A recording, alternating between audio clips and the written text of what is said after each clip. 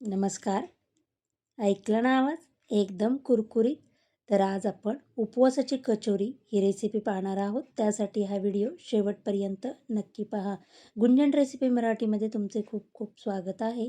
इथे मी एक मिक्सरचं भांडं घेऊन 1 वाटी साबुदाणा आपण मिक्सरला बारीक असा करून घेणार आहे.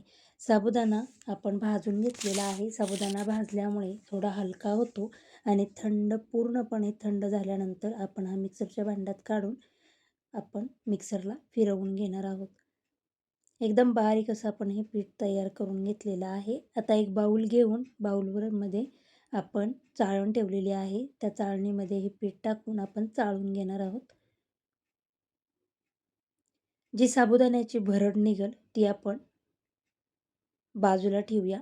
पुन्हा एकदा मिक्सरला फिरवून आपण याचं पीठ तयार करून घेणार आहोत.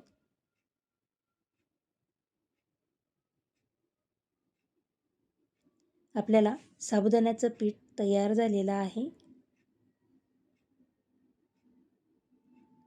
आपण इथं ओलं खोबरं घेतलेलं आहे. 1 नारळ मी फोडलेला आहे. आता या ओल्या खोबरं स्वच्छ करून आपण हे किसणीने एकदम बारीक असं किसून घ्यायचं आहे. मोठ्या किसणीने किसू नका, नाहीतर कचोरी करताना खोबरं जर बाहेर आलं तर आपली कचोरी फुटेल. त्यामुळे एकदम बारीक खिसणीने मी हे खोबरं किसून घेणार आहे. तुम्ही बघू शकता. अशाच पद्धतीने सर्व खोबरं मी किसून घेत आहे. इथे 4 बटाटे आपण उकडून घेतलेले आहेत. या बटाट्याची आपण साल काढून घेऊया.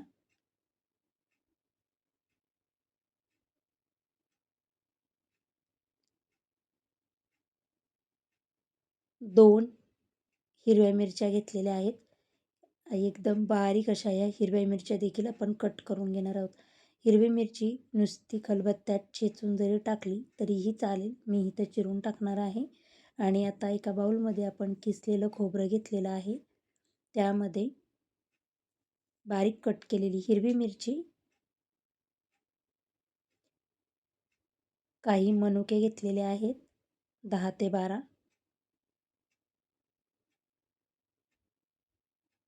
2 चमचे शेंगदाण्याचा कूट घेतलेला आहे. शेंगदाणे भाजून आपण त्याचा कूट करून घेतलेला आहे. तो आपण 2 चमचे टाकूया. थोडं जाडसर शेंगदाणे दाताखाली आले की छान लागतात. त्यामध्ये अर्धा चमचा आपण जिरं टाकलेलं आहे आणि चवीनुसार मीठ टाकून घेऊया. आता हे सर्व आपण मिक्स करून घेऊया. यामध्ये मी अर्धा चमचा साखर टाकलेली आहे. साखरचा व्हिडिओ माझा स्किप झालेला आहे.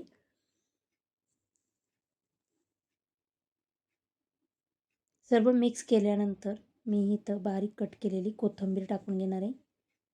काही ठिकाणी जिरं आणि कोथिंबीर खाल्ली जात नाही, पण काही ठिकाणी उपवासाला जिरं आणि कोथिंबीर खातात. त्यासाठी मी इथे जिरे आणि कोथिंबीर टाकून घेतलेली आहे. आणि हे सर्व आपण एकजीव करून घेणार आहोत. आपलं कचोरीचं सारण तयार झालेलं आहे. आता एक बाऊल घेऊन यामध्ये आपण उकडलेले बटाटे किसून घेऊया. किसून घेतल्यामुळे छान असे एकसारखे आपल्या बटाट्याचं किस होतो. सर्व बटाटे आपले मी अशाच पद्धतीने किसून घेणार आहे.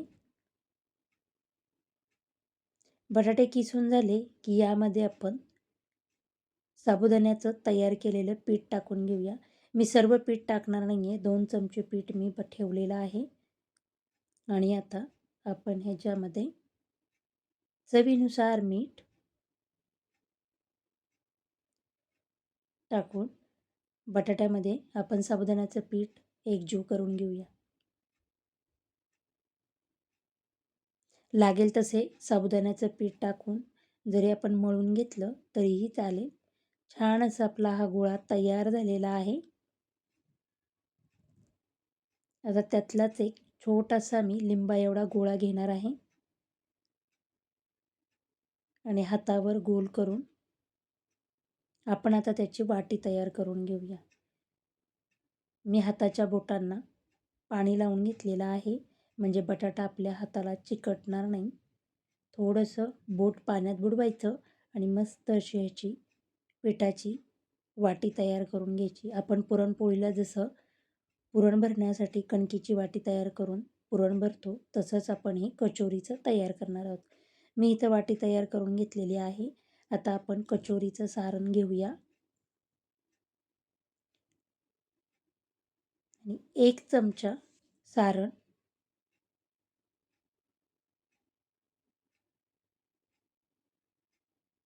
भरून आपण थोडंसं हे प्रेस करून घेणार आहोत.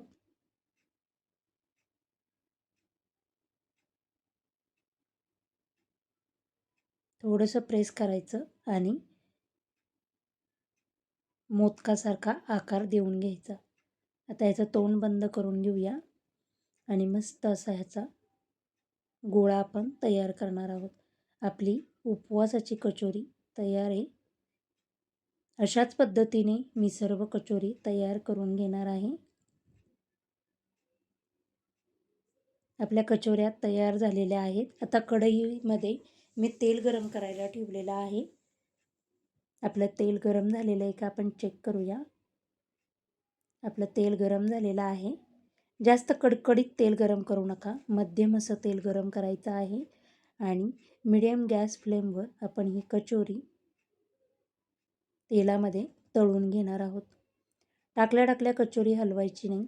छान अशी खालून क्रिस्पी झाली पाहिजे आणि त्यानंतर आपण ह्या पलटी मारून घ्यायच्या आहेत. दोन्ही बाजूनी छान अशा आपल्या कचोरी क्रिस्पी झाल्या. त्याचे बबल्स तेलामधले कमी झाले की आपण ही कचोरी काढून घेऊया.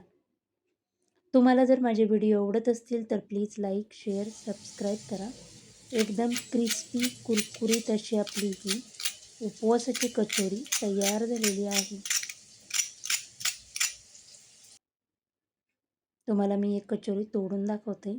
मस्त असं ह्याचं सारण आणि एकदम चवदार अशी ही उपवासाची कचोरी तयार झालेली आहे.